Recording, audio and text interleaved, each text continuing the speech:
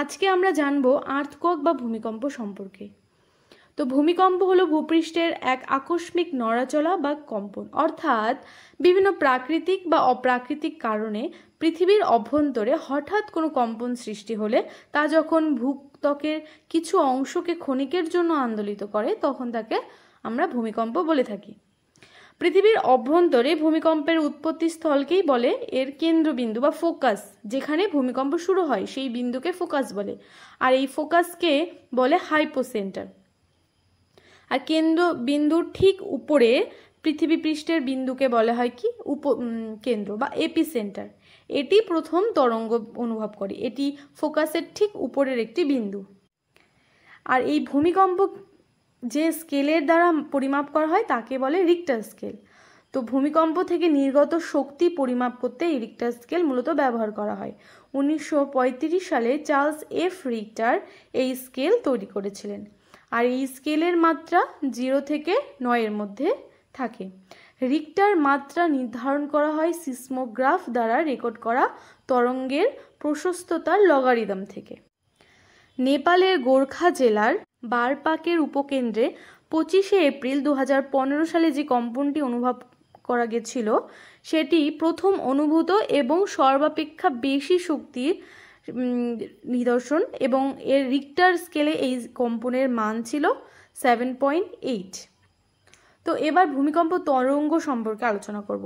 সাধারণত ভূমিকম্প যে হয় তা মূলত দুটি তরঙ্গের কারণে হয়। এক হচ্ছে বডি ওয়েভ বা দেহ তরঙ্গ, আর আরেকটি হলো সারফেস ওয়েভ বা পৃষ্ঠ তরঙ্গ। তো বডি ওয়েভ আবার দু রকম আছে, পি ওয়েভ আর এস ওয়েভ। আর সারফেস ওয়েভ এল ওয়েভ এবং র্যালি ওয়েভ নিয়ে তৈরি।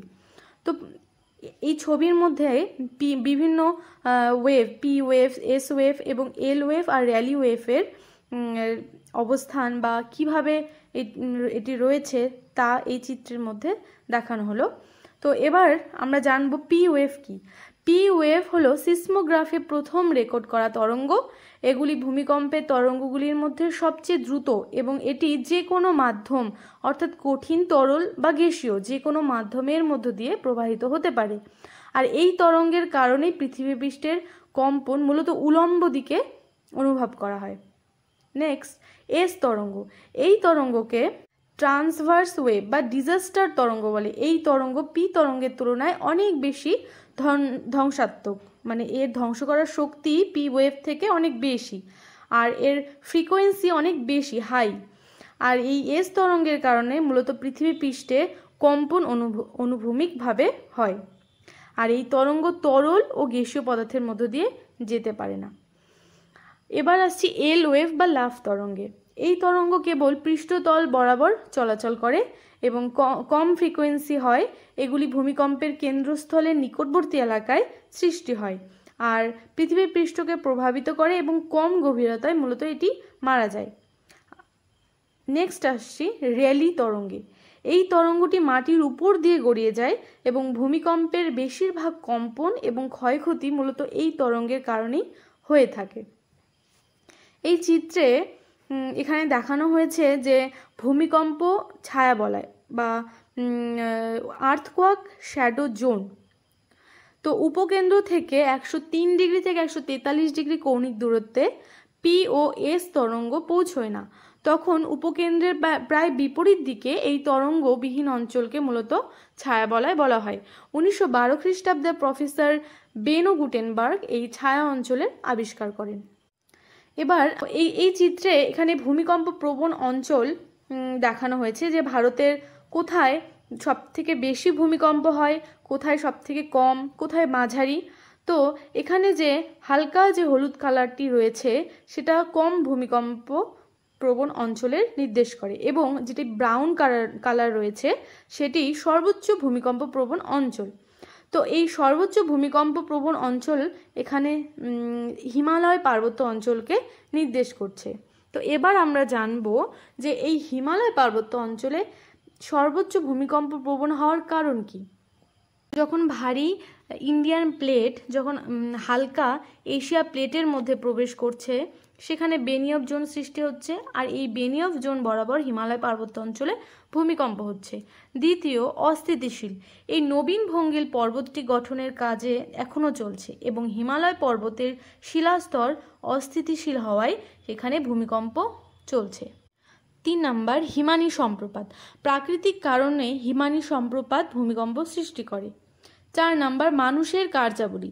পর্বতের ঢালে বা তরাই ভূমিতে যখন ধাপ কেটে ধাপ চাষ হচ্ছে বা ধাপ কেটে যে রাস্তাঘাট, রেল, সড়ক, বাঁধ নির্মাণ, জলাধার নির্মাণ, খনিজ উত্তোলন এগুলোই করছে এবং সর্বোপরি বৃক্ষচ্ছেদন বা গাছ কাটছে, তা হিমালয় পার্বত্য অঞ্চলকে ভূমিকম্পন করেছে। তো এই বিভিন্ন কারণের জন্য হিমালয় পার্বত্য অঞ্চলে সর্বাধিক ভূমিকম্প লক্ষ্য করা যায়। এবার ভূমিকম্পের পূর্বে ও পরে গৃহীত বিভিন্ন ব্যবস্থাপনা সম্পর্কে আমরা জেনে নেব। তো প্রথমেই সঠিকভাবে ভূমিকম্প প্রবণ অঞ্চলগুলিকে শনাক্ত করতে হবে এবং এরপরে এই অঞ্চলগুলিতে যাতে হালকা জিনিস দিয়ে গৃহ নির্মাণ করা সম্ভব হয় তার ব্যবস্থা করতে হবে। 3 নাম্বার, বহুতল গৃহ নির্মাণ নিষিদ্ধ করতে হবে। 4 নাম্বার, বাড়ি তৈরিতে বিভিন্ন প্রযুক্তিবিদ্যার সাহায্য নেওয়া দরকার। 5 নম্বর, সতর্কতা। ভূমিকম্পের সময় ফাঁকা জায়গায় বেরিয়ে আসা প্রয়োজন এবং যখন ভূমিকম্প হবে সেই সময় বেরিয়ে আসার সময় না পেলে খাটে বা টেবিলের নিচে ঢুকে প্রাণ রক্ষা করা প্রয়োজন। এরপর যখন কোনো স্থানে ভূমিকম্প হয়ে যাবে তারপর সেই জায়গায় ত্রাণ ও উদ্ধার কাজ দ্রুত হওয়া প্রয়োজন এবং উদ্ধারের পর খাদ্য, জল, স্বাস্থ্য পরিষেবা দ্রুত দেওয়া প্রয়োজন। তো ভূমিকম্প সম্পর্কে আজকে আমরা এটুকুই জানলাম।